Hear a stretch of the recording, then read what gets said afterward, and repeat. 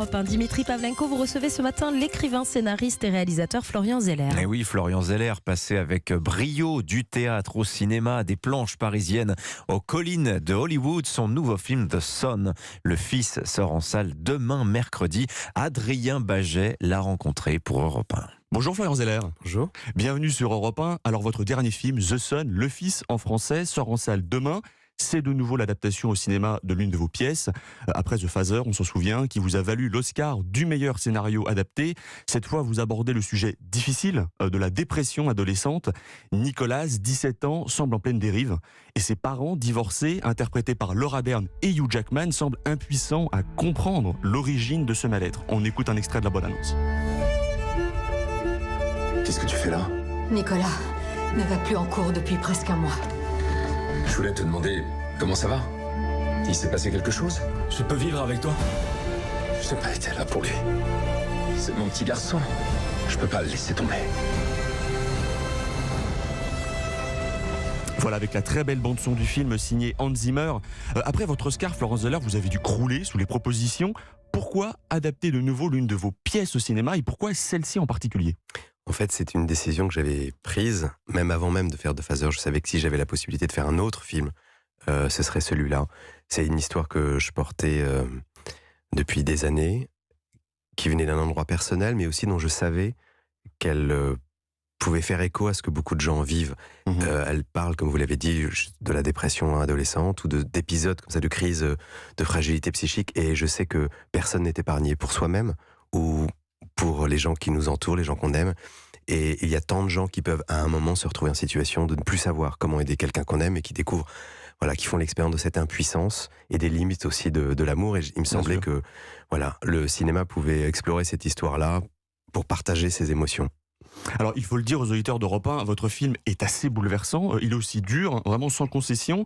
Contrairement à The Father, là on adopte le point de vue des parents sur le fils.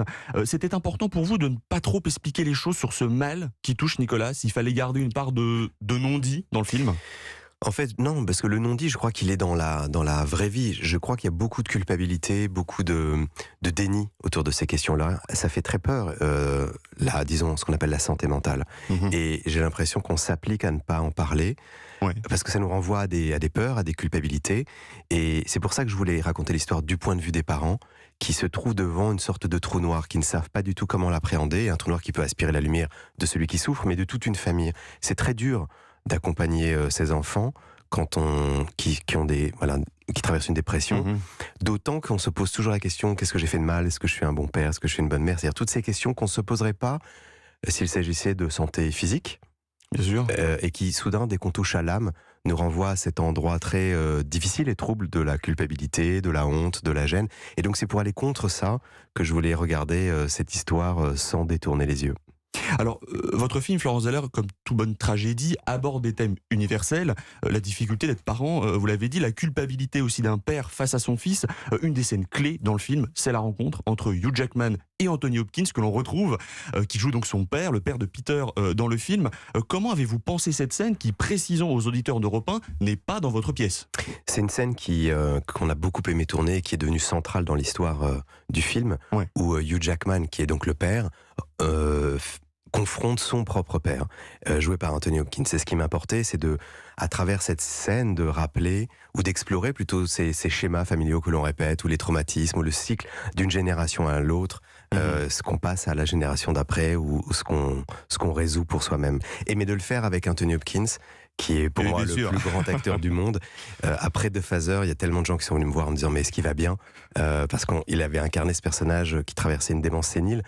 Et je disais oui, non, il va très bien, c'est juste le plus grand acteur du monde. Et donc on a eu beaucoup de plaisir à jouer dans The Son, pratiquement une scène diamétralement opposée à ce qu'on avait fait dans The Father, où il est à nouveau d'une cruauté extraordinaire.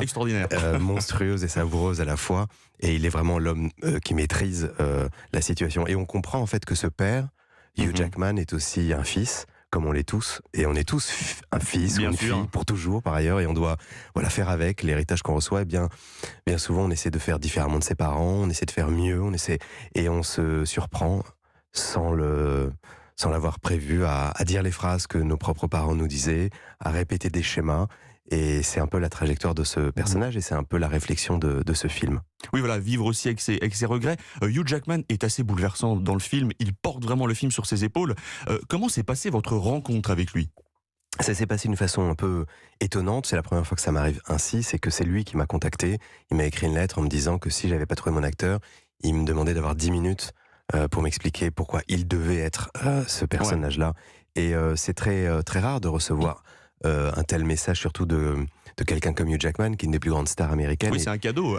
C'est un être extraordinaire, Hugh Jackman. Je l'ai vraiment aimé. Et tant de fois, j'étais derrière la caméra à le regarder. Et j'ai été envahi par des émotions. Simplement de le voir descendre dans cet endroit de douleur et d'émotion. Mais vous disiez que c'est un film dur, mais j'ai l'impression aussi que même un film dur peut donner beaucoup de douceur.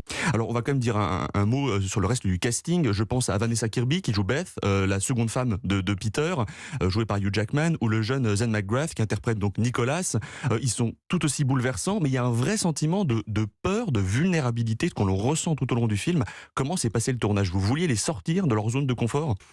Je voulais pour ce film-là proposer un chemin différent et je leur ai demandé de ne pas répéter, de ne pas préparer et d'en avoir comme point d'appui que leur propre expérience de père, de mère et finalement tout ce qui les avait menés jusqu'à moi initialement, que ce soit ça le point de départ de notre travail. Donc concrètement, on n'a pas répété et on était tous les jours avec la caméra à tenter d'explorer ces émotions dans l'instant pour essayer de moins tricher possible et que Laura Dern soit à la fois cette merveilleuse actrice mais aussi la mère qu'elle est et que ce soit notre matériau de travail et d'exploration. Oui, on le ressent bien à l'écran, donc sans filet. Vous venez du monde du théâtre, Florian Zeller.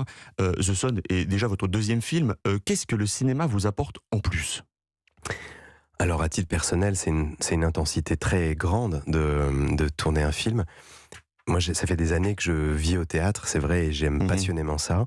Mais je dois dire qu'il y a toujours une émotion un peu singulière quand, vous savez, au théâtre, un soir, il y a la grâce et un soir, il y a moins la grâce, où ce qui a été apparu parfois disparaît. Bien sûr. Et il y a toujours une sorte de frustration à ne pas pouvoir, non pas figer les choses, mais fixer la version qu'on a dans le cœur. Et le cinéma donne l'illusion qu'on peut contrôler la vie. C'est-à-dire que le film auquel on donne naissance, le film qu'on a envie de partager avec le public, c'est exactement ce qu'on avait envie de dire. Et ça, c'est un vertige très fort. Et fixez ça sur pellicule. Eh bien, ce sera le mot de la fin. Merci beaucoup, Florent Zeller. Merci à vous. Je rappelle que votre dernier film, The Son, sort en salle demain. Allez-y, car c'est vraiment un film coup de poing, très fort et vraiment bouleversant à la fois. Merci à vous et bonne journée. Merci beaucoup. Merci Adrien Baget.